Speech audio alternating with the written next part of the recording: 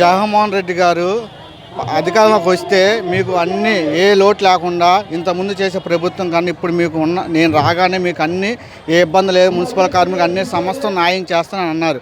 ఆయన నమ్మి మేము జగనన్న అని ఆయన నమ్మి ఆయన మీద నమ్మకం ఉంచుకొని మున్సిపల్ కార్మికులు అందరం ఆయన గెలిపించుకున్నాం. ఎందుకంటే ఇంతకుముందున్న అధికారంలో మమ్మల్ని చాలా ఇబ్బంది పెట్టారు. 276 జీవో తీసుకొచ్చి మమ్మల్ని చాలా ఇబ్బంది పెట్టారు. జగనన్న వస్తే మాకు న్యాయం జరిగిస్తారని చెప్పి మేము ఆయన గెలిపించుకున్నాం. అయితే ఈరోజు మున్సిపల్ కార్మికులు విజయవాడ మున్సిపల్ కార్పొరేషన్లో అనేక సెక్షన్లాగా విడదీసేసి ఎవరినైనా విడదీసేసి పాలిస్తున్నారు. పార్క్ సెక్షన్ అని ఒకటి, ఇంజనీర్ సెక్షన్ అని ఒకటి, హెల్త్ సెక్షన్ అని మలేరియా అని విభాగం చేసేసి మమ్మల్ని చాలా ఇబ్బంది పెడుతున్నారు. అందరి కష్టాన్ని గుర్తించట్లేదు, ఎవరి జీతాలు సరిపోవట్లేదు.